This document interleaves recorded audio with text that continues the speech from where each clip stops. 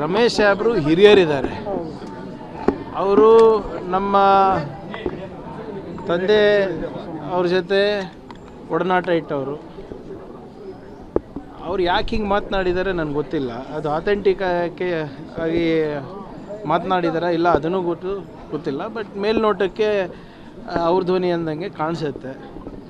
ಆದರೆ ಅಲ್ಲಿ ಹೇಳಿರೋದು ನೋಡಿದ್ರೆ RSSಯಿಂದ ನಾವೆಲ್ಲರೂ ಹೆದರ್ಕೋಬೇಕು, ಅವರು ಯಾವುದೇ ಹಂತಕ್ಕೆ ಹೋಗ್ತಾರೆ ಅಂತ ಕೂಡ ಅದರಲ್ಲಿ ಹೇಳಿದ್ದಾರೆ. ಅದರಲ್ಲಿ ಭಾಳ ಸ್ಪಷ್ಟವಾಗಿ ಒಂದು ಸರಿ ಅಲ್ಲ 2 ಸರಿ ಏನು ಹೇಳ್ತಾರೆ ಅಂದರೆ, ಅವ ಮಣ್ಣು ಹಾಕ್ತಾನೆ,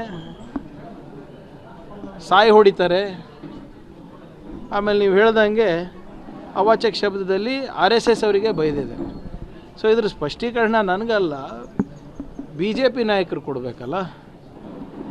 ಈಗ ಕಾನೂನಾತ್ಮಕವಾಗಿ ಪ್ರಶ್ನೆ ಕೇಳಿದ್ದಕ್ಕೆ ಸಂವಿಧಾನದ ಪರವಾಗಿ ನಾವು ನಿಂತ್ಕೊಂಡಿದ್ದಕ್ಕೆ BJP ಸಂಸದರಿರ್ಬೋದು, ಶಾಸಕರಿರ್ಬೋದು, ಅಥವಾ RSS ಬೆಂಬಲಿಗರಿರ್ಬೋದು, ಅವರು ಈ ರೀತಿಯಾಗಿ ಥ್ರೆಟನ್ ಮಾಡ್ತಾರೆ ಅಂದರೆ ಯಾವ ಮಟ್ಟಕ್ಕೆ ಈ ಸಂಸ್ಥೆ ನಮ್ಮ ಸಮಾಜದಲ್ಲಿ ಬೇರು ಬಿಟ್ಟಿವೆ ತಾವೇ ತಿಳ್ಕೊಬೇಕು.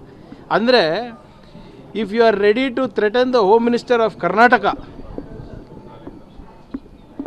ನೀವು ಯೋಚನೆ ಮಾಡಿ ಅವ್ರ ಹಿಂದೆ ಯಾರ್ಯಾರು ಇರ್ಬೋದು ಅಂತ. ಆಮೇಲೆ ಇದಕ್ಕೆ ನಾವು ಹೋಮ್ ಮಿನಿಸ್ಟರ್ ಇರಲಾರ್ದಾಗೆ ಹೆದರಿಲ್ಲ, ಇವಾಗೇನಕ್ಕೆ ಹೆದರ್ಬೇಕು ನಾನು? ಇದೇನು ಮೊದಲನೇ ಸಾರಿ ಮಾಡ್ತಾ ಇರೋದು? ಹೋದ ಬಾರಿ ಕೂಡ ಇವರು ನಾನು ಯಾವುದೋ ಒಂದು ವಿಚಾರಕ್ಕೆ ನಾನು ಸವಾಲೆತ್ತಿದಾಗ ಇದೇ ವಿರೋಧ ಪಕ್ಷದ ನಾಯಕರು ಮತ್ತು BJP ಅಧ್ಯಕ್ಷರು ಇದೆಲ್ಲನೂ ಕೂಡ ಅವರು ಪಬ್ಲಿಸಿಟಿಗೆ ಮಾಡ್ತಾಯಿದ್ದಾರೆ ಅಂತ ಹೇಳಿದ್ರು. ಅದಕ್ಕೆ ನಾನೇ ವಿಡಿಯೋ ಮಾಡಿದೆ. ಪಾಪ ಅವನು ಅರೆಸ್ಟ್ ಆದ, ಆ ಹುಡುಗ ಯಾರದು ನನಗೆ ಬೆದರಿಕೆ ಹಾಕಿದ್ದ ಅರೆಸ್ಟ್ ಆದ. ಈ RSSನವರು BJPನವರು ಪಾಪ ಅವನಿಗೆ ಒಂದು ಲಾಯರ್ ಕೂಡ ಕೊಟ್ಟಿಲ್ಲ, ಗೊತ್ತಾ ನಿಮಗೆ? ಆ ಬೆದರಿಕೆ ಹಾಕ್ದವನು ಅವರ ತಾಯಿ ನನಗೆ ಫೋನ್ ಮಾಡಿ ಹಿಂಗೆ ಆಗ್ತಾಯಿದೆ ಸರ್ ಬಿಟ್ಬಿಡಿ ಅಂದಮೇಲೆ ನಾನು ಸುಮ್ಮನಾದೆ. ನಾನು ಇಲ್ಲದ್ರೆ I would have taken it to logical end. ಒಂದು ತಾಯಿಯ ಕಣ್ಣೀರಿನ ಕತೆ ಕೇಳಿಬಿಟ್ಟು ನಾನು ಅವನಿಗೆ ಸುಮ್ಮನೆ ಬಿಟ್ಟೆ. ಇಲ್ಲದ್ರೆ legally I would have pursued the matter. ಆದರೆ ಯಾರಿವತ್ತು BJP ಪರವಾಗಿ ನಿಲ್ತಾ ಇದ್ದಾರೆ, RSS ಪರವಾಗಿ ನಿಲ್ತಾ ಇದ್ದಾರೆ, ಅವ್ರು ಯಾವಾಗ ಜೈಲಿಗೆ ಹೋಗ್ತಾರೆ ಇವರು ಕೈ ಬಿಡ್ತಾ ಇದ್ದಾರೆ. ಒಂದು ಲಾಯರ್ ಕೂಡ ಕೊಟ್ಟಿಲ್ಲ, ಅಥವಾ ಹೋಗಿ ನೀನು ಹೆಂಗಿದ್ಯಪ್ಪ ಯಾಕೆ ಹಿಂಗೆ ಮಾಡಿದ್ಯಾ ಅಂತಲೂ ಕೇಳಿಲ್ಲ ಯಾರು. ಸೊ ಇದೇನು ಹೊಸದಲ್ಲ. ನನಗಿರ್ಬೋದು, ಖರ್ಗೆ ಸಾಹೇಬ್ರಿಗಿರ್ಬೋದು ಬರ್ತಾನೆ ಇದೆ ಅಲ್ಲ. ನಾವು ಯಾವುದಕ್ಕೂ ಇದಕ್ಕೆ ಯಾರೂ ಅಂಜೋರಲ್ಲ ನಾವು. ಯಾರು ಹೇಳಿದ್ದು ಲಾಸ್ಟ್ ಅಂತ? ನಾನು ಮೊನ್ನೆಯಿಂದನೂ ನಿನ್ನೆನೂ ನಮ್ಮ ಮಾಧ್ಯಮ ಸ್ನೇಹಿತರಿದೆ ಕೇಳಿದೆ. ಕೊಟ್ಟು ಈಗ 1 ವಾರ ಆಗಿದೆ ಸರ್. 100 ವರ್ಷದ ಇತಿಹಾಸದ ದೇಶಭಕ್ತರಿದ್ದಾರೆ ಇವರೆಲ್ಲರೂ. ಎಲ್ಲೋ ಇಟ್ಟಿರ್ತಾರೆ, ನಾಗ್ಪುರ್ನಲ್ಲೇ ಇಟ್ಟಿರ್ತಾರೋ, ಕೇಶವ ಕೃಪಾನಲ್ಲಿ ಇಟ್ಟಿರ್ತಾರೋ, ಯಾವುದೋ ಸರ್ಸಂಚಾಲಕ ಮನೆಯಲ್ಲಿ ಇಟ್ಟಿರ್ತಾರೋ, ತರ್ತಾರಲ್ಲ ಇವತ್ತಿಲ್ಲ ನಾಳೆ ದಾಖಲೆಗಳು ತರ್ತಾರೆ. ಯಾಕೆ ಅಷ್ಟಾತ? ಸ್ವಲ್ಪ ಟೈಮ್ ಕೊಡಿ. ಇಲ್ಲ ಅಂದರೆ ಸೃಷ್ಟಿ ಮಾಡಿಸ್ಬೇಕಲ್ಲ. ಕಾನೂನಿದೆ ಅಲ್ರಿ. ಕೊಡಲೇ ಇಲ್ಲ ಅಂದರೆ ನಿಮಗೊಂದು ಕಾನೂನು ನಮಗೊಂದು ಕಾನೂನಾ, ಅಥವಾ ಅವ್ರಿಗೊಂದು ಕಾನೂನಾ? ಈಗ ಇದ್ದಿದ್ರೆ ಇಷ್ಟೊತ್ತಿಗೆ ನನ್ನ ಮುಖಕ್ಕೆ ಬಿಸಾಕ್ತಾ ಇರಲಿಲ್ವೇನ್ರಿ? ಎಷ್ಟು ದಿನ ಟೈಮ್ ಅಂತ ಕೊಡ್ತೀರಾ ಸರ್ ನೀವೇನಾದ್ರು? ನಾನು ಯಾರು ಇವ್ರೆ? ಹೋಮ್ ಮಿನಿಸ್ಟರ್ ಅಲ್ವಾ? ನನ್ನ ಕೆಲಸ ಏನು? ತಾಳ್ಮೆಯಿಂದ ಇರೋದು. Attacking is not the first thing they teach police. Restraint ಇರಬೇಕು, ತಾಳ್ಮೆ ಇರಬೇಕು, ಕಾನೂನಾತ್ಮಕವಾಗೇ ಮಾಡಬೇಕು. ಆ ಚೌಕಟ್ಟನ್ನು ನಾನು ಮೀರೋಕ್ಕಾಗಲ್ಲ, ಅವರು ಮೀರೋಕ್ಕಾಗಲ್ಲ, ನಾನು ಅವರಿಗೆ ಮೀರಕ್ಕೂ ಬಿಡೋದಿಲ್ಲ. ಬರಲಿ. ಈಗ ಇಷ್ಟು 100 ವರ್ಷ ಕಾದಿದ್ದೀರಂತೆ ಒಂದು ಡಾಕ್ಯುಮೆಂಟಿಗೆ, ಇನ್ನೂ ಒಂದು ತಿಂಗಳು ಕಾಯಕ್ಕೆ ಏನಪ್ಪ ನಿಮಗೆ? ರಿಜಿಸ್ಟ್ರೇಷನ್ ಆಗೋದು ಫೈನಲ್ ಅಂತೇಳಿ. ರಿಜಿಸ್ಟ್ರೇಷನ್ ಅಲ್ಲ, I want to know who they R.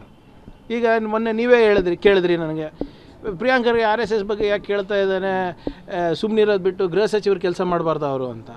ಅರೆ 20 ಲಕ್ಷ ಜನ ಇಡೀ ರಾಜ್ಯದಲ್ಲಿ ಸೇರ್ತಾ ಇದ್ದಾಗ ಅದು ಜವಾಬ್ದಾರಿ ನಂದ ಏನು? ಮಹಿಳಾ ಮತ್ತು ಮಕ್ಕಳ ಕಲ್ಯಾಣ ಇಲಾಖೆ ಮಾಡಬೇಕಾ ಅದು? ಲಾ ಆ್ಯಂಡ್ ಆರ್ಡರ್ ನನ್ನ ಅಂಡರ್ ಬರ್ತದಾ ಏನು? ಕಾಮರ್ಸ್ ಆ್ಯಂಡ್ ಇಂಡಸ್ಟ್ರಿ ಡಿಪಾರ್ಟ್ಮೆಂಟಿಗೆ ಬರುತ್ತಾ?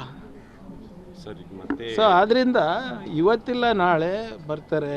ಸುಮ್ಮನೆ ಯಾರ್ಯಾರೋ ನೀವು ದೊಡ್ಡ ಲಾಯರಿಗೆ ಎಡಿಟೋರಿಯಲ್ ಬರ್ಸೋದು, ಸಾಮಾಜಿಕ ಜಾಲತಾಣದಲ್ಲಿ ದೊಡ್ಡ ದೊಡ್ಡ ಫೇಸ್ಬುಕ್ ಪೋಸ್ಟ್ ಹಾಕ್ಸೋದು ಅಥವಾ ಯಾವುದೋ ಒಂದು ಪಾಡ್ಕಾಸ್ಟ್ ಮಾಡಿಸೋದು ಅದೇನೂ ಫರಕ್ ಬೀಳಲ್ಲ ನನಗೆ.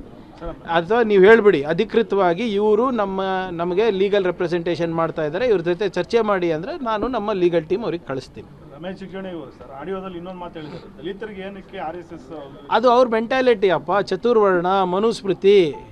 ನಾನು ಅವತ್ತಿಂದನೇ ಹೇಳ್ತಾ ಇದ್ದೀನಲ್ಲ, ಈ RSS ಅವ್ರ ಇತಿಹಾಸ ಏನು ಅಂದರೆ ಸಂವಿಧಾನವನ್ನು ತಿರಸ್ಕರಿಸಿ ಮನುಸ್ಮೃತಿನೇ ನಮ್ಮ ಸಂವಿಧಾನ ಆಗಬೇಕಂದ್ಬಿಟ್ಟು ಒಂದಲ್ಲ 10 ಅಲ್ಲ 150 ಬಾರಿ ರಾಮಲೀಲಾ ಮೈದಾನದಲ್ಲಿ ಪ್ರತಿಭಟನೆ ಮಾಡಿದವರು.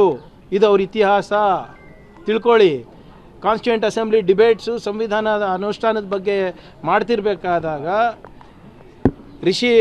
ರಿಷಿ ಅಂಬೇಡ್ಕರು ಮಹರ್ಷಿ ನೆಹರು ಅವರು ಸೇರಿ ನಮ್ಮ ವೇದಗಳನ್ನು ಮುಗಿಸ್ತಾ ಇದ್ದಾರೆ, ಮನುಸ್ಮೃತಿ ಮುಗಿಸ್ತಾ ಇದ್ದಾರೆ, ಇದೇನೋ ಒಂದು ಸಂವಿಧಾನವನ್ನು ತರ್ತಾ ಇದ್ದಾರೆ, ಇದನ್ನು ನಾವು ತಿರಸ್ಕಾರ ಮಾಡ್ತೀವಿ ಅಂತ ಹೇಳಿದ್ದು ಅವರ ಇತಿಹಾಸ.